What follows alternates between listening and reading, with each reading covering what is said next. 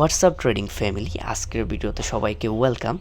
আপনারা সবাই যারা ট্রেডিং করেন তারা অবশ্যই একটা শব্দ অনেক সচরাচরই শুনেন, আমি ইন্ট্রাডে ট্রেডিং করি, আমি ডে ট্রেডিং করি। সো ইন্ট্রাডে ট্রেডিং মানে কি, এটা কোথায় কিভাবে করতে হয়, এটা আমাদের জন্য কি বেনিফিশিয়াল, সো এই প্রসেসগুলো নিয়ে আজকের ভিডিও। চলেন শুরু করি।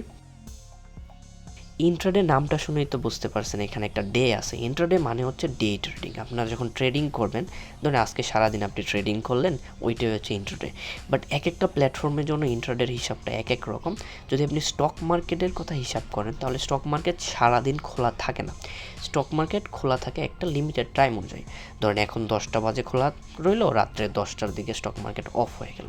তার মানে সকাল 10টা থেকে রাত্রে 10টা পর্যন্তর ভিতরে যে ট্রেডিং করবেন, যে ট্রেডিং করে প্রফিট অ্যান্ড লস করবেন, ওইটা হচ্ছে ইন্ট্রাডে ট্রেডিং। আবার ফরেক্সের জন্য এক হিসাব, আবার ক্রিপ্টো মার্কেটের জন্য টোটালি আলাদা হিসাব। ক্রিপ্টো মার্কেটের হিসাবটা হচ্ছে এরকম, ক্রিপ্টো মার্কেট কখনো গ্যাপ আপ হয় না, ক্রিপ্টো মার্কেট দেরিতে খোলে না, বা ক্রিপ্টো মার্কেট বন্ধ হয় না। আপনি যখন খুশি ক্রিপ্টোতে ট্রেড করতে পারেন, আজকেও করতে পারবেন, আজকে রাত্রে 1টায় করতে পারবেন, রাত্রে 2টায় করতে পারেন, যখন খুশি তখনই করতে পারবেন।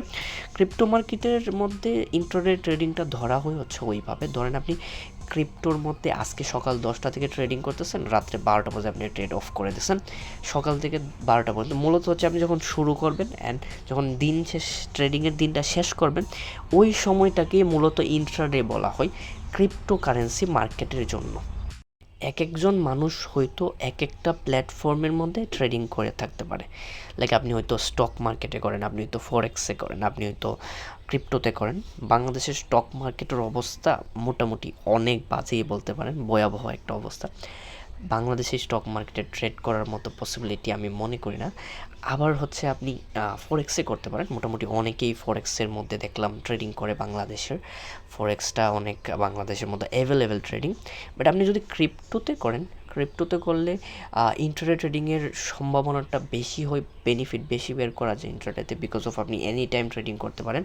মার্কেট অনেক উঠানামা করে, তো প্রফিট অ্যান্ড লস অনেক বেশি হয়, যেগুলোতে মানুষ অনেক অ্যাডিক্টেড হয়ে যায় অ্যাকচুয়ালি ইন্ট্রাডে ট্রেডিং করতে। সো আমাদের কান্ট্রির বেশিরভাগ মানুষই ইন্ট্রাডে ট্রেডিং করে, ডেইলি ট্রেডিং করে, ডেইলি তাদের খরচাপাতি বের করার জন্য, ডেইলি ইনকাম করে, একটা রেগুলার ইনকাম জেনারেট করার জন্য ইন্ট্রাডে ট্রেডিং মূলত করে থাকে। ক্রিপ্টোকারেন্সিতে ইন্ট্রাডে ট্রেডিং করলে প্রফিট বেশি হয়, আবার লসও বেশি হয়, বিকজ অফ মার্কেট অনেক বেশি উঠানামা করে। মার্কেট যখন অনেক বেশি উঠানামা করবে তখন আপনার প্রফিট অ্যান্ড লস অনেক বেশি হয়ে থাকবে। ইন্ট্রাডে ট্রেডিং আরেকটু ক্লিয়ার করে বোঝার জন্য আমাদের যে স্ট্রাকচারটা বুঝতে হবে হচ্ছে ক্যান্ডেল প্যাটার্নের, ক্যান্ডেল স্টিকের স্ট্রাকচারটা বুঝতে হবে।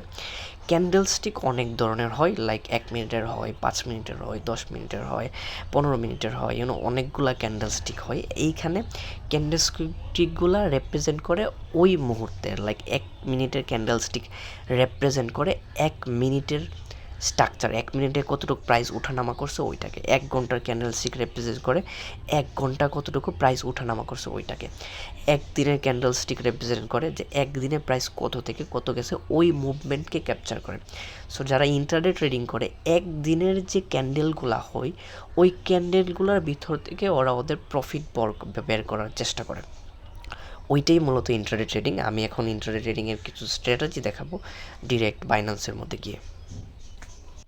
মূলত প্রফিট আপনি যদি করতে চান তাহলে শর্ট বা লং করে বা বাই করে প্রফিট করতে হবে।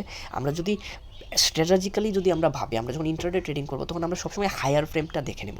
হায়ার ফ্রেম 1 মাসে মার্কেট কীরকম ওঠানামা করছে, তারপরে আমরা আবার 3 দিনের মধ্যে আসা 3 দিনে মার্কেট কীরকম ওঠানামা করছে ওইটাও দেখার চেষ্টা করবো।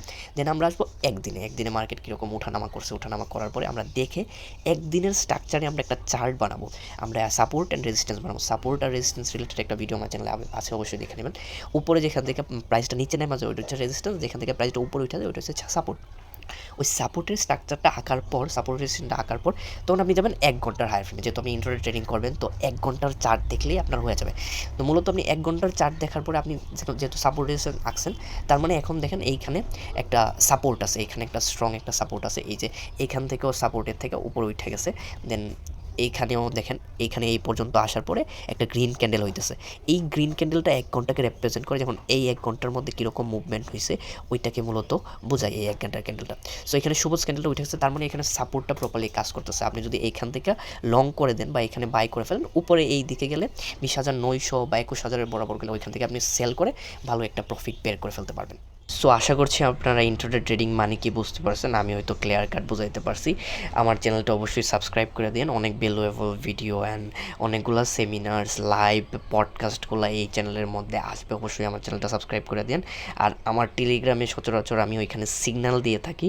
মার্কেট যদি অ্যালাউ করে সিগন্যাল দেওয়ার মতো সিগন্যাল দিয়ে থাকি, স্পট, ফিউচার, শর্ট, লং, ওই রকম সিগন্যালগুলো দিয়ে থাকি। তারপরে বইয়ের গিভওয়ে করে থাকি, বইয়ের পিডিএফ দিয়ে থাকি যে ট্রেডিংয়ের কোন বইটা আপনি পড়বেন, কোন বইটা পড়বেন না, ওই রকম অনেকগুলা পিডিএফ আমি ওইখানে দিয়ে থাকি। সো ওই কারণে আমার টেলিগ্রাম চ্যানেলটার লিঙ্ক দেওয়া থাকবে, ওইটার মধ্যে অবশ্যই জয়েন করে ফেলবেন। Thanks for watching this video.